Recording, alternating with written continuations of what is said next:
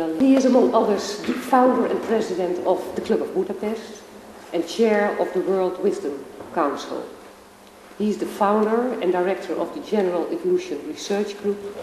He is the author and co-author of more than 50 books, which are translated in more than 20 languages.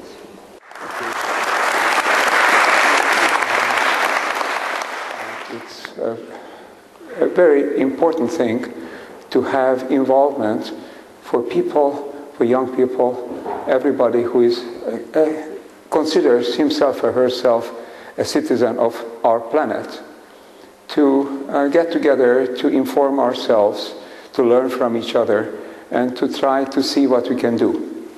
The time is short, and it's very urgent that we learn something to do. What I was doing up till about 30 minutes ago is reading a file, reading a paper that I got from an anthropologist whose name is Jose Arguelles. He was the discoverer of the Mayan calendar. In 1986 he wrote the book The Mayan Factor, and that's the first serious treatment of the time count, of the way the Mayans counted time, and why they believe that the end of 2012 is going to be a major shift. So we have written a little book to which Gorbachev and Deepak Chopra has written an introduction, and Arguelles, that I've asked him a short while ago to write, and afterwards he just did, and I just got it by internet today, and I was very pleased to read this, because he describes exactly why that we should think about the end of 2012 as a phase change, as a change toward a new consciousness. And that's a major point. It's not often people think that, this forecast, this prophecies is the end of the world, or is something completely a different kind of a world. Yes, it's different, but why? Because there is going to be a more, what he calls a noospheric consciousness, a consciousness of more forming a whole system around the Earth, forming an information field around the Earth, something that I've been calling a Akashic field. The Mayans have thought of that a little bit before me, you see, some time ago. And Teilhard de Chardin was talking about it. So this Arguelles makes the connection between the Akashic field, is based on quantum physics and the new sciences, new cosmology, and the Mayan calendar. We both talk about the idea of human consciousness can open up and can connect so that we are becoming more like one organism. Not physically organism, because we remain individuals, but we become more connected with each other, and we feel more part of each other, and part of the biosphere, and part of the cosmos, actually. So this is a very interesting, significant factor. All our work, then I'll get down to a little presentation for you, just to preface it, all our ideas, our projects for the next 3.5 years are going to be based on this concept, World Shift 2012. And that was before I met Arguelles, etc., still, but because I recognized, and some of my colleagues around me, Jim Lovelock among the others, the discoverer or the author of the Gaia theory, the biologist, also came up with the notion that the time to make changes is very, very short. Because if you take individual trends in account, these dangerous trends, you'll find that about the end of the century, and something is going to something critical might happen if you don't change. Then they started talking about the middle of the century. Then lately they started talking about 15 to 20 years, this trend. Everything, whatever you look at a drought, dryness, the lack of rain in Australia or in Africa. You look at the threat of the water level rising, sea level rising. You look at the atmospheric pollution. All these forecasts have been shortened.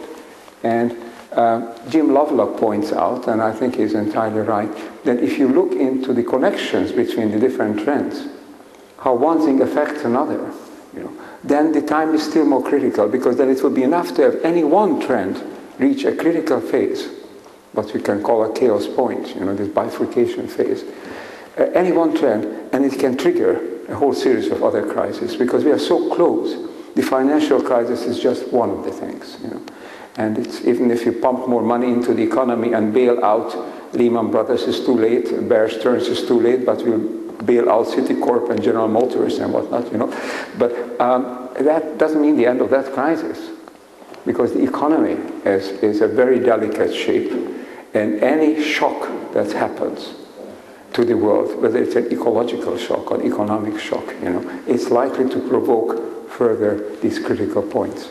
So when you look at all of these, it's a coincidence, or maybe it isn't a coincidence, that the critical time for humanity on this earth, a time for transformation, may be within 3 or 4 years, which coincides with the Mayan idea. So I'm not an esoterist, I don't believe in everything that is being told, but it's very interesting that not only in the Mayan calendar, in the Hopi calendar, in anthroposophy, in astrology itself, the end of 2012 is seen as a critical time.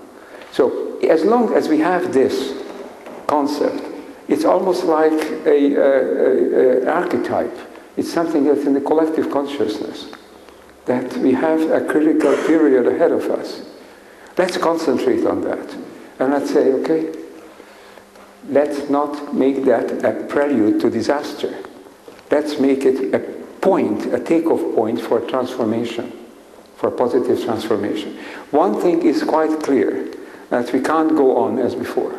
We can't continue in this way. We have to change. And because the American young people have recognized that you need to change, they managed to elect somebody who nobody would have thought a year ago would ever get into the White House, you know, in America. Because they all of a sudden recognize there is an urgent need to change, you see. And this can happen, but for awareness of the need, of the urgency of change, of the reality of change. So what I'm going to show you here very quickly, I also have a little thing which I've forgotten in the hotel, but if you can kind enough. I have a lot of material here, but I'm not going to go into detail and all of that. We can leave it on your computer. You're welcome to save it and keep it here, you know, this material. So then afterwards, if you want to look at it, you can. I'm just going to sketch the main point. Let's go on to the next one. There are 3 propositions that I want to concentrate on. And let me just tell you very briefly. The first, this system in which we live is not sustainable. You know, the transformation is not a question of whether or not, it's a question of when. It's either chaos or transformation. The second, preparing for this minimally disruptive and positive transformation is urgent. Therefore, the urgency. And I want to talk particularly, I mentioned already a few things about the urgency, but I want to show you some slides about the okay. And the third point is what they call the human factor, is the mission, if you like, of the Club of Budapest. Because the preparations for a positive change must go on all levels in society. Must be the political, economic, as well as societal. But especially it has to go in civil society. I'm convinced, and it's interesting enough, Mikhail Gorbachev, who wrote the foreword to this little book that we are just now publishing called World Shift 2012. Don't look for it yet in the bookstores, but you can see it in the internet. There's an announcement of it. Because it's going to be published on 9/9/9, 9th of September 2009. You see? That's another key date. You see? And Gorbachev wrote in a foreword to it, don't trust your leaders to make the changes. You have to push them. You see? And he ought to know. You see? In fact, his whole system was pushed much further than he expected at the time. He didn't actually want, he told me often, I'm a reformist, I'm not a revolutionary. And yet what happened was a revolution, a very quick bifurcation point in Eastern Europe. So I think the key to it is on the individual level, on our own values, ethics, and views.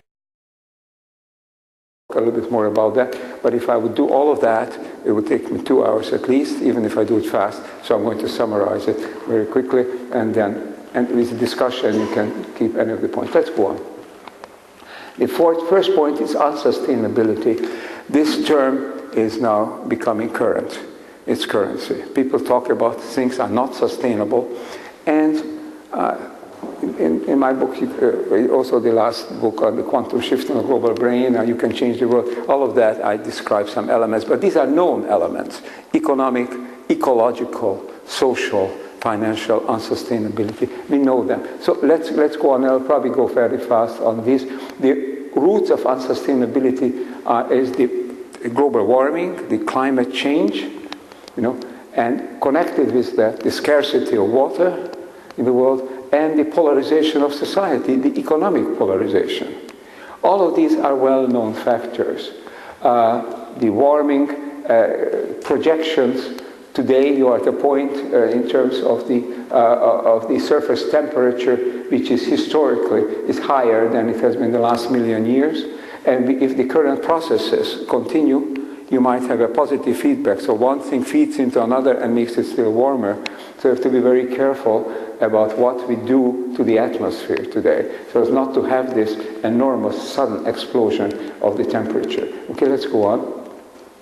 Climate change, the impact on health, on agriculture, on forestry, on the water resources, on coastal areas. You may be well prepared in Holland for rise in water temperatures, I don't know.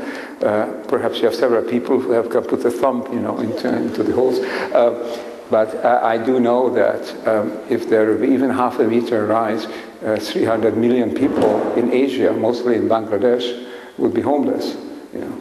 And some of the big cities in the world will be flooded. Okay, so polar ice, let's go on. You see the effect of that. We can go with that, the shrinking of the ice. Oh, just one element about the polar ice. The South Polar ice is a dangerous one. In the North Pole, most of the ice that's melting is floating on the North Sea. In the South Pole, the ice is on the shelf, on the Antarctic continental shelf. And what they have found about 6 months ago, a report was published in science magazines, that this water around the Antarctic is warmer than they expected, and it's melting the glaciers sufficiently so they start to slide. They're starting to slide into the water. 104 billion tons of ice, suppose that is the figure they give, per year is moving into the sea. Now if this would continue, within 10 years you have a 1 meter rise in sea levels. So, because that raises the level. Okay, all of these things show the projections, all of them show that the actual observations of the trends is a faster trend than the projection. Okay, let's go on. This is the sea level rise. This is the water scarcity. You can see how about a third of the human population today is living under conditions of water scarcity. They don't have safe water, they don't have drinking, for hygiene, for cooking, and this could move up to half. The gap between the haves and the have-nots, you can hit the next one, then you see it also, the protests, all that. Socioeconomic polarization, nearly 1/3 of the population lives on equivalent of $2 a day. At the same time, you have about 1,000 to 1,200 billionaires, and dollar or euro billionaires, whose combined holdings are equivalent to the income, if you can talk about income, of half the world population of 3 billion people. So enormous gaps. Okay. So problems are ecologic, economic, financial, all of those, put together, and it's just a question of which crisis will come up first. Okay, preparing for this transition, a little bit of theory, just a tiny bit. I come from systems theory and system science and evolution theory.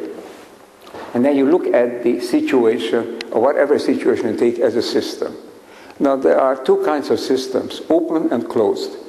Closed systems are only theory. There's no fully closed system in the universe, because every system, to some extent, is open to matter, energy, and information.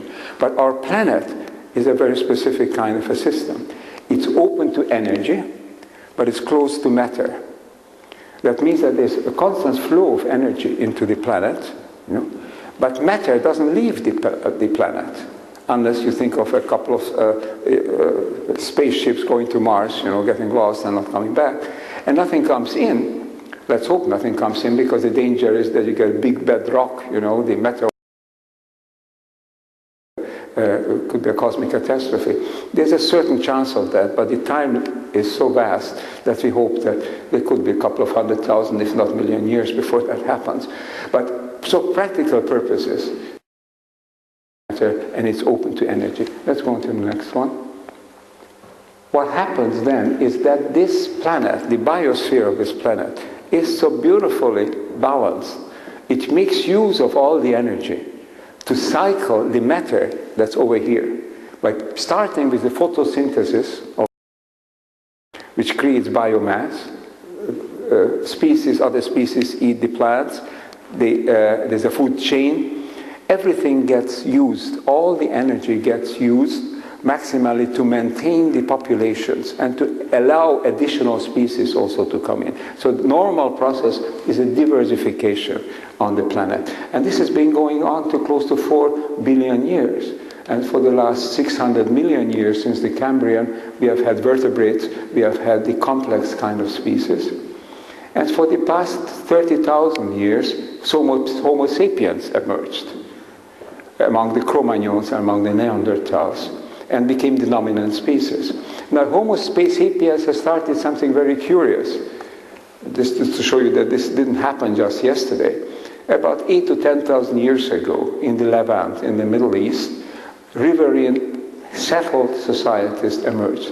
Why could they emerge? They didn't need to be nomadic. They didn't need to follow the animals. They managed to domesticate the animals and domesticate the plants. Domesticated plants means agriculture, you see. So they managed to seed the areas, most around the Nile, the Huanghe, the Yellow River, etc., you know, the various big riverine civilizations. And they irrigate them, and they picked it out, they used it for food, they threw the waste into the rivers, and they hoped that it just goes away. They expected that it disappears. Or they burned the waste, and then it goes up into the air, and then it disappears. Okay? So the humanity started remanipulating, restructuring the environment. But we did it with relatively small numbers. Relatively small numbers. We had 1 billion people at 1850, you know. Now we have probably 7 billion today. And it's still growing at the rate of close to 90 million a year. But when you keep doing this with technologies and so many people, then it becomes very evident that what you throw away doesn't go away. It comes back to you. See, even the sea accumulates mercury and other toxic substances. When you burn something in the air, the CO2 and the other gases don't disappear. They stay in the atmosphere, and they create all kinds of problems, like the hothouse gases. So we actually, our behavior of using matter as though it was an open system, as though you could just pick it up, use it, throw it back, because you can always get new matter. It's not true. That's a big mistake. We ought to be using matter so that we recycle it, using the energy that flows into this, to the system, to the earth, to cycle and recycle everything. Let's go on. So this is the bifurcation diagram. Basically, a bifurcation diagram is something that's added to Darwinian evolution. Darwin talked about evolution by little steps, by step, you know. There is a chance mutation occurring, and the chance mutation improves the system somehow, and that becomes better adapted to the environment, and so on. And little by little, there is progress. Progress is linear. It goes in one direction. Let's go to the next. You'll just see more details. Here you have this kind of self-directed, what's the right word? Self-controlled or self-sustainable homeostatic processes. But they reach an end at a critical point.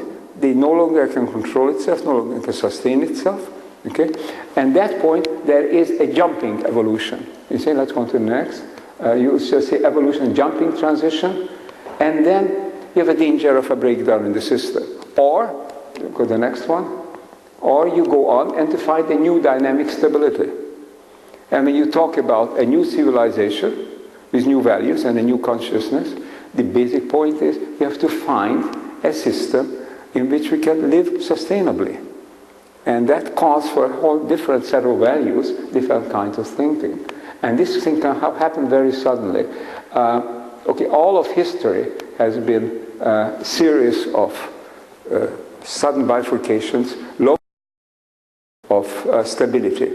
One of the biologists who discovered this in the 1980s, Ayer, he said that evolution, even biological evolution, is like the experience of the village policeman. There are long periods of boredom and short periods of terror. There are long periods of stability. Only our periods of stability on the human level are becoming shorter. And the periods of terror, of sudden transformation, are becoming more and more frequent. Because we are a more complex system, more sensitive. Let's go on. So all of history can be looked at as a series of stable states. The last stable state was 250, 300 years ago, the creation of the nation-state system. And that system was supposed to give you stability on the political and social and economic level. And now that system shows that it's no longer able to guarantee the survival of the species. So you need a transnational society. This is bifurcation diagram again, either breakdown or breakthrough. Okay, let's go on. So here we are at that point where this scissors opening up. It's either breaking down or going through to a breakthrough period. Let's move on. The need is to have a shift. The idea of a world shift is to move from this negative trend to a positive trend. And what we think in the Club of Budapest, that in a few years, Jim Lovelock thinks that we don't have any more time, that it's already passed. Jim Lovelock thinks that we have less than 1 billion people could survive on this planet. But we have 7, see. So we are basing our thinking on our effort on the idea that we still have a few years to manage to keep 7 billion people on this planet alive and developing. And for that, we need new ways of acting. So what we must do, and this is, I think, then afterwards we can go on to the discussion also, this is the key point. How do we launch a transformation? And I think it's centered on the individual, very much on civil society. The key motto here comes from Einstein. He says we can't solve a problem with the same kind of thinking that gives rise to the problem. He was originally talking about the nuclear weapons. He said the atomic bombs change everything in the world except our thinking. We can say that our tremendously powerful technologies have changed everything around us, but our thinking is not changing fast enough. Of course it's changing. There are young people who have a different mentality. There are many NGOs, many organizations pulling together, trying to do something about it. But we need to have new thinking. 6 obsolete beliefs, very quickly. You're welcome then to elaborate on this if you like. The first one, the earth is an infinite source of resources and sink of wastes. You can take all you want from it, you can put everything into it that you want. And big business often acts like this was still true. You see. Okay, the second one. Nature can be manipulated like a giant mechanism. It's the mechanistic worldview, the materialistic mechanistic worldview. If you want to build a bridge, you start here and you build it like that. And this is what you can do with nature. You can manipulate genetically organisms, and then the new organisms will do exactly what you want them to do. Turns out that's not the way. This is Darwinian idea. Life is a struggle where the fittest survive. Actually, Darwin never meant by fit the strongest. Darwin meant by fit the most capable of change. See? But nowadays, in economics and in business, well, the fit is the one who has more money, is cleverer to manipulate, and it's just generally can out-compete the others. The market distributes benefits, the famous slogan that if I do well for myself, I play the market, somehow it will benefit you too, turns out. Doesn't work because the market is now very skewed. Money and technology can solve all problems. To some extent, still, that was the response to the economic financial crisis. Short term, yes. Short term, you can bail out a bank or an auto manufacturer. But in the long term, you won't be able to save this system just by pumping in more money, as long as the money is handled in the short-sighted, selfish way in which it just accumulates in fewer and fewer hands. Finally, the economic ends justify military means. Hopefully nobody believes that. Mr. Bush believes that, you see, but now I think hopefully we are past that particular era. Let's go on to the next one. Ethical frameworks. A new ethics, not only an ethics based on self-interest. I'm not thinking that we are going to become angels, but we're going to have self-interest. But our self-interest has to be embedded in the interest of the society. Just like an individual in a family is also a member of a family, also as a selfish individual. But his selfishness is limited, is mitigated by the fact that he's also a member of a family, or a member of an enterprise, member of a community, member of a city, member of an ethnic group. You see, all of these, we have to have this sociocentric ethics. But we also have to take go back for a sec. We also, the other way, still back. One more back? No? Ah, there you are. Okay. We also have to embed this in ecocentric ethics. That means that we have to recognize that the biosphere is also a system of which we are a part. And if the trade-offs between economy and the environment are very bad trade-offs, they're not real trade-offs. Often people say, okay, shall we keep the forest over here or shall we build a highway? Building a highway is good for the environment, keeping the forest is good for the ecology. You know? But posing the question this way is a false dilemma, because ultimately we need a stable environment to be able to live on the planet. And so we need to conserve the forests. And we need to adapt our economic systems, our technologies of transportation and everything else, so as to live within the economy. Just one term here is very interesting. In economy, in economics, you usually consider the economy as a subsystem.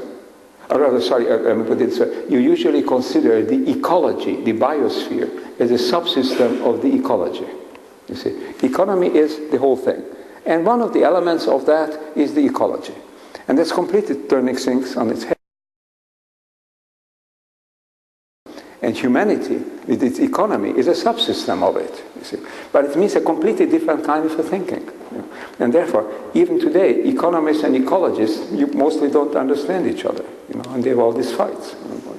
So we need what we call a planetary ethics, would be a system, this holistic ethics, which incorporates the ecological perspective with the economic, with the selfish, with the societal, also all of those elements. Okay, now let's go on, then we'll finish. I won't have time for this. The worldview, I'm contrasting the mechanistic, self-oriented, manipulating worldview with a systemic, organic, biological, holistic worldview. You get a very different concept of the individual, very different concept of society, very different concept of ethics, as I just said, and so on. So all of this means change the way we look at the world. Okay, and let's go on, because we need to have a new civilization. In my previous works, I talked about the shift from logos, a rationality-based world, to holos, a holism, a holistic thinking kind of a world. If the Mayans would say it would be shifts from the fifth to the sixth sun, you know, you can put it in quite different terms, but there is a major shift necessary, and that's the world shift. And that's the last thing to see, as a beautiful quote, we can't do better than that, William Blake, to see the world in a grain of sand and heaven in a wildflower, hold infinity in the palm of your hand and eternity in an hour. That's the holistic worldview. That's the biological. Not only eat biologically, you also have to think biologically. Okay, so thanks for your attention.